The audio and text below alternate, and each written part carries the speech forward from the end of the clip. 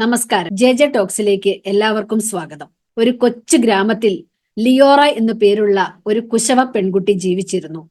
എല്ലാ ദിവസവും അവൾ കളിമണ്ണ് വെച്ച് അതിലോലമായ എന്നാൽ മനോഹരങ്ങളായ പാത്രങ്ങൾ നിർമ്മിച്ചിരുന്നു. അങ്ങനെ ഒരിക്കൽ രൂപരഹിതമായതിന് അവൾ ജീവൻ നൽകി. എന്നാൽ ഒരിക്കൽ പോലും അവളുടെ സൃഷ്ടികൾ വിറ്റഴിക്കപ്പെട്ടിരുന്നില്ല. അതിനുള്ള കാരണമാകട്ടെ ആ ഗ്രാമം വളരെ ദരിദ്രമായിരുന്നു എന്നതായിരുന്നു.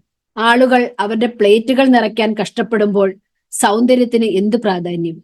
ആ വർഷം ഗ്രാമത്തിൽ ഒരു കടുത്ത വരൾച്ച വന്നു. നദികൾ വറ്റി, വിളകൾ ഉണങ്ങി.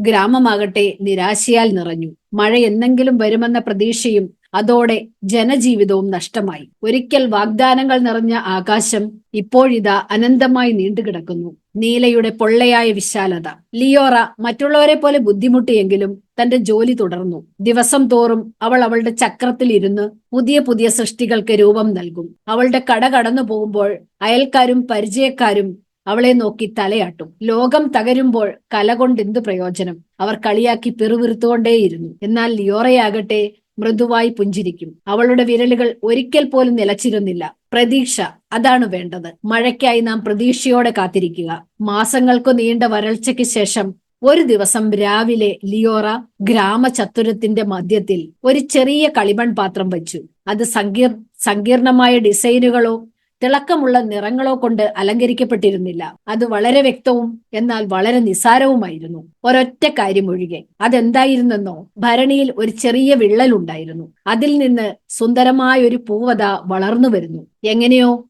ഉണങ്ങിയ ഭൂമിയെ വകവയ്ക്കാതെ ഒരു വിത്ത് പാത്രത്തിൽ കയറി. അങ്ങനെ അത് മുളച്ചു. ഇപ്പോഴിതാ പൂവിട്ടിരിക്കുന്നു. വാർത്ത പെട്ടെന്ന് പരന്നു. താമസിയാതെ ഗ്രാമവാസികളെല്ലാം തന്നെ ആ ഭരണിക്ക് ചുറ്റും തടിച്ചുകൂടി. പ്രതിബന്ധങ്ങളെ ധിക്കരിക്കുന്ന ദുർബലമായ ആ പുഷ്പത്തെ കണ്ട് അവർ ആശ്ചര്യപ്പെട്ടു. ആ ചെറു പുഷ്പത്തിൽ അവർ മറന്നുപോയത് എന്തോ കണ്ടതുപോലെ ആശ്ചര്യപ്പെട്ടു. അതായിരുന്നു നവീകരണത്തിന്റെ സാധ്യത, ജീവിതത്തിന്റെ ശാന്തമായ സ്ഥിരത. ഗ്രാമവാസികൾ ഒന്നൊന്നായി ആ ഭരണിക്ക് ചുറ്റും ചെറിയ ചെറിയ ടോക്കണുകൾ സ്ഥാപിക്കാൻ തുടങ്ങി. ഒരു കല്ലും ഒരു തൂവലും പിന്നെ ഒരു തുണിക്കഷ്ണവും. എന്നിട്ട് അവർ വീണ്ടും പറയാൻ തുടങ്ങി. എന്നാൽ അവർ പറഞ്ഞത് നിരാശയെപ്പറ്റിയല്ല, ഭാവിയെക്കുറിച്ച്.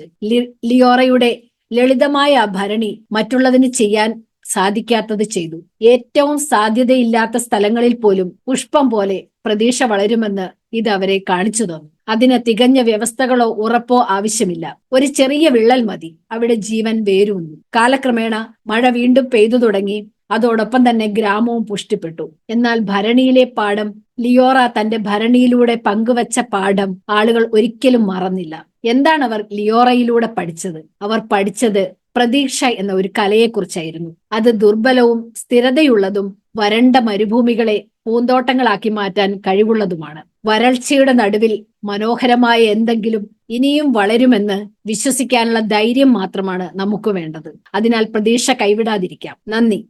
വീണ്ടും കാണും.